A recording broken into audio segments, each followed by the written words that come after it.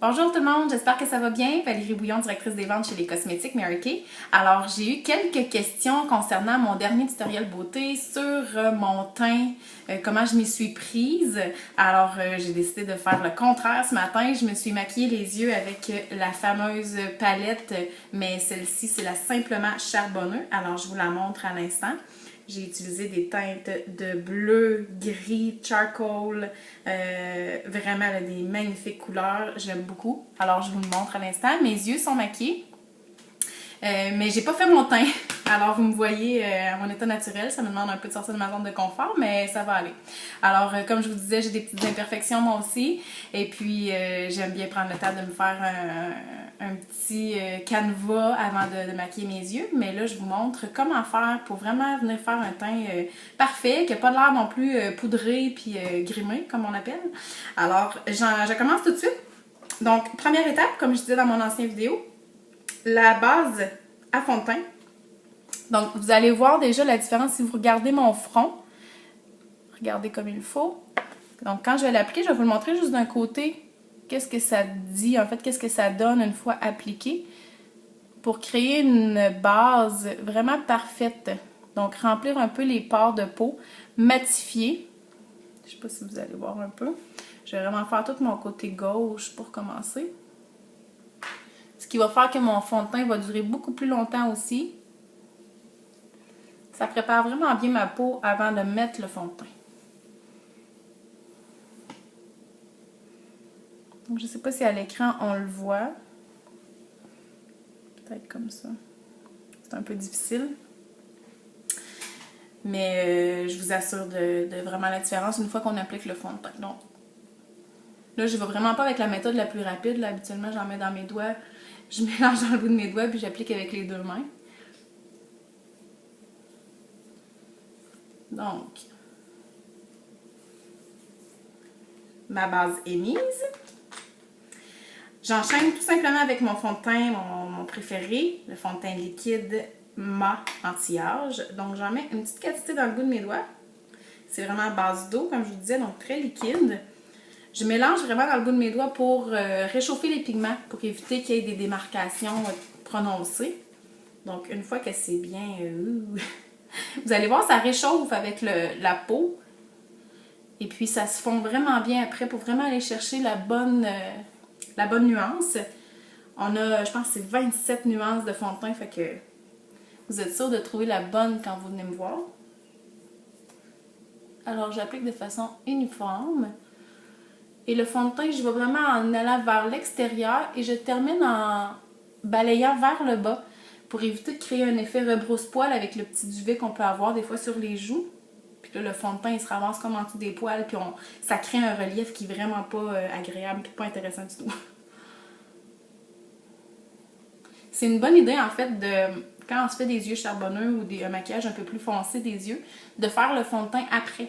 Parce que ça va vous permettre de corriger. Tu sais, si on a eu de la petite poudre plus foncée sur les joues, des fois, ça peut comme rester incrusté. Alors, quand on fait le fond de teint après, ben à ce moment-là, on n'a pas ce problème-là.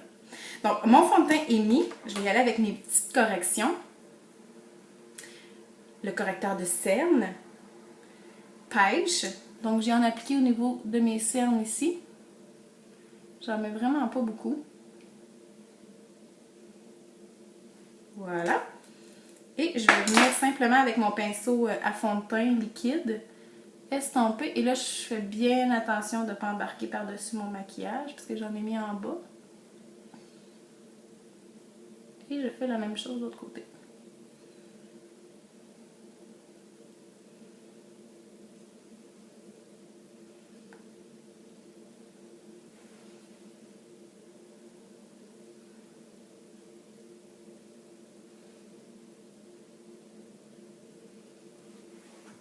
Donc, je ne sais pas si vous voyez la différence, mais quand même, on a quelque chose de très intéressant. Là, la cerne est bien camouflée. Ce que je ne fais pas tous les jours, à tous les maquillages, mais que je vais vous montrer comment je fais, je prends un dissimulateur légèrement plus pâle que ma peau et je vais venir me mettre... je vais venir définir en fait mes zones que je veux créer de la lumière. Et puis moi, ben, j'étale un peu. Parce qu'il sert aussi à camoufler les imperfections. Puis moi, ben, allez, sérieux, hein? Ok, j'ai un petit bouton ici. Et je vais en remettre même par-dessus pour créer un petit point de lumière intéressant au niveau des cernes. Fait que, tu sais, ça n'a pas besoin d'être bien placé de façon bien stratégique, là. Vous voyez les zones où je vais venir camoufler. Et je viens simplement étirer tout ça. Et moi, comme j'ai un visage plus rond que la moyenne, je veux tendre vraiment vers quelque chose de quand même assez ovale. Alors, j'étire vraiment mon pâle, mes couleurs pâles de contouring, si on veut. Je vais les étirer vraiment en hauteur pour venir créer une illusion que mon visage est plus long. Ça, c'est tous des trucs que je vous donne quand vous venez dans le cours de maquillage, selon votre morphologie de visage. Et les yeux.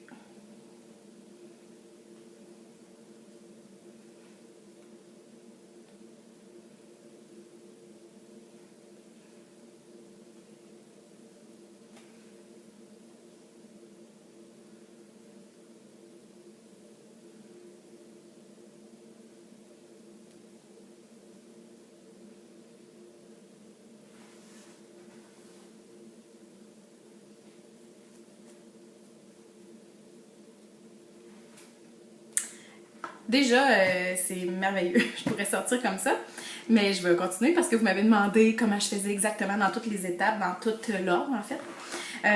J'enchaîne en fait. Hier, j'ai fait un petit contouring avec ma poudre bronzante. Donc, simplement ici, je vais venir appliquer à des endroits stratégiques pour venir structurer mon visage. Donc, c'est vraiment le fameux 3 en fait. Là, moi, je me concentre vraiment avec cette technique-là parce que je trouve qu'elle fonctionne vraiment pour tout le monde. Alors, je viens vraiment partir de la pointe de mon front ici. Et puis là, je vais l'exagérer aujourd'hui parce que je veux qu'à l'écran, vous le voyez. Mais ça n'a pas besoin d'être très foncé parce qu'on s'entend qu'on ne veut pas nécessairement avoir l'air d'un robot. Alors, on fait le fameux bisou de poisson.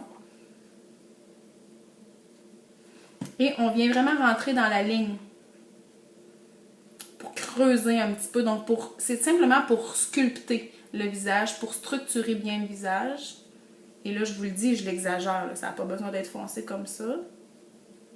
Et je vais venir en mettre sous la mâchoire pour bien définir la mâchoire. On peut utiliser la poudre bronzante. On peut utiliser aussi une poudre compacte matifiante, donc très mat. Donc, pour certaines femmes, certains types de peau, ça dépend vraiment des besoins. Là, je vais des fois opter pour vous conseiller la poudre compacte mat. Mais la poudre bronzante, si vous l'avez, vous pouvez vraiment l'utiliser pour faire ça. Règle générale. Donc, je ne sais pas si vous voyez bien la différence versus mon autre côté. Je vais m'attacher les cheveux là. Donc, vous voyez, on est vraiment venu comme structurer un peu le visage. Je fais la même chose de l'autre côté. Toujours en exagérant pour que vous voyez bien à l'écran.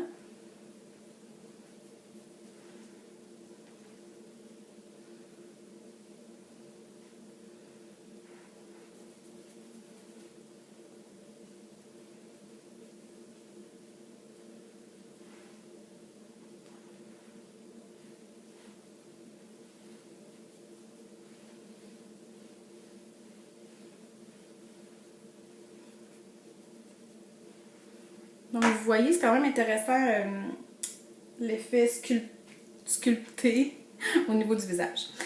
J'aime bien faire... Hop, j'ai pas mon pinceau. Donnez-moi une seconde.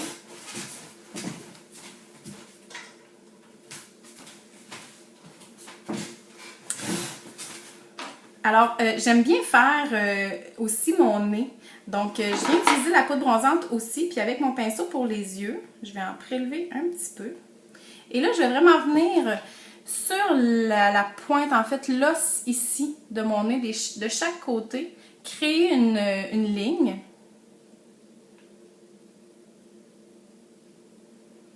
Comme ça. On va l'estomper après.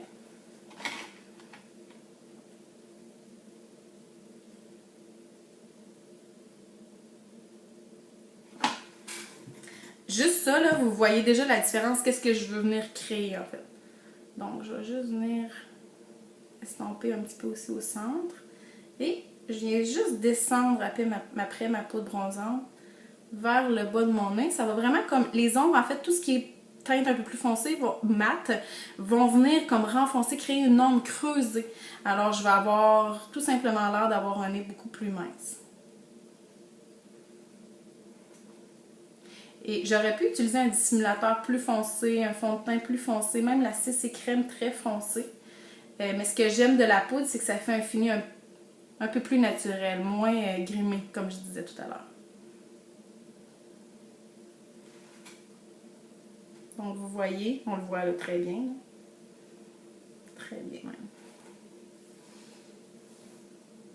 Et j'aime bien venir finir avec des petits points de lumière.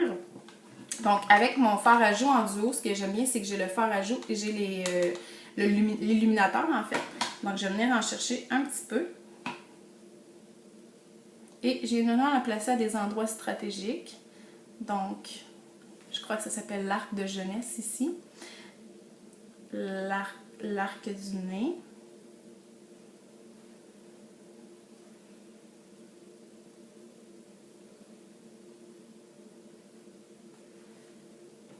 L'arc de Cupidon. Et au niveau du menton.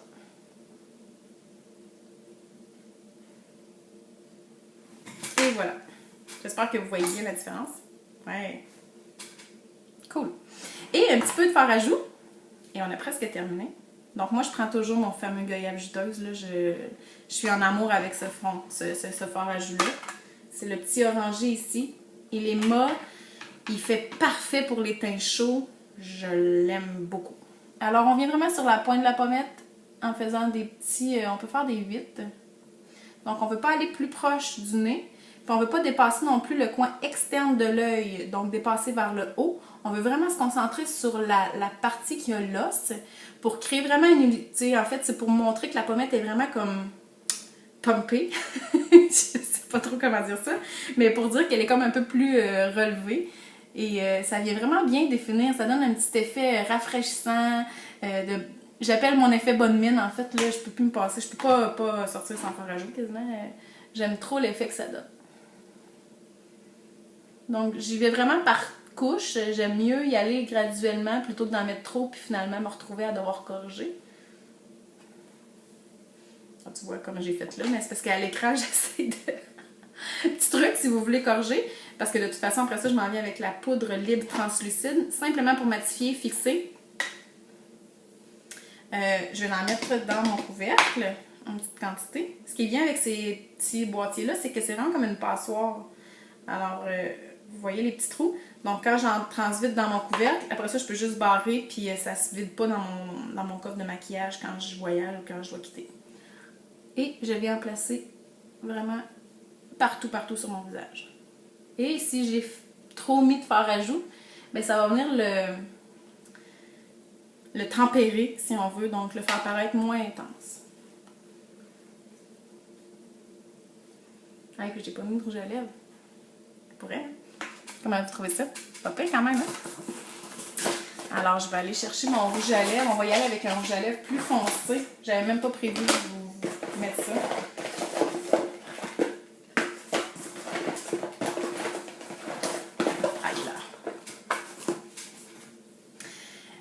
Et je termine avec mon rouge à lèvres. Je vais y aller avec mon fameux mûr. Donc, un peu plus intense. Donc, celui-là, je prends mon miroir vraiment pour venir appliquer. Puis, vous pouvez remarquer un peu la technique que j'utilise. Donc, je fais vraiment mon V en premier, la lèvre inférieure, et ensuite, je rejoins aux commissures. Ouh. Il sent vraiment bon, là. Il sent vraiment le sucre.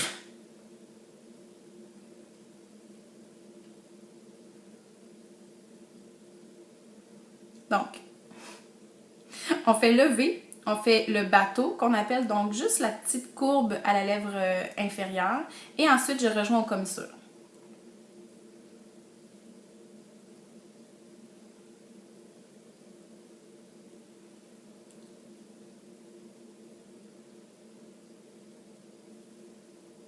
Pour la lèvre supérieure, je pars vraiment du coin de la commissure et je rejoins. Ça fait vraiment un effet beaucoup plus... ça coule, on dirait, c'est plus fluide.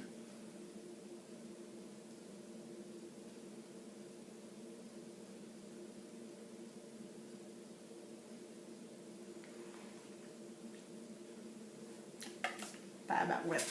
Hein? Chaque fois, je fais le saut avec ces couleurs de rouge à lèvres-là, mais en même temps, pourquoi pas celle-là? Alors, voilà. C'était teint parfait. On voit vraiment la différence. Là, si vous revenez au début du vidéo, vous allez voir ma face un peu plus poquée, un peu plus fatiguée. Il me semble que ça me donne un petit coup de pop pour partir ma journée. Alors, j'espère que vous avez apprécié les petits conseils pour un teint parfait. Encore une fois, si vous avez besoin de conseils personnalisés, vous pouvez venir soit à mon salon ici ou je peux me déplacer chez vous pour faire les tests de fond de teint, tests de dissimulateur, vous montrer comment l'appliquer et tout. Donc, vous avez juste à prendre rendez-vous avec moi ou avec votre conseillère beauté, effectivement, si vous en avez une. Alors, Valérie Bouillon, directrice des ventes chez les Cosmétiques Mary Kay, merci beaucoup de m'avoir écouté. On se dit à la prochaine capsule beauté. Bye bye!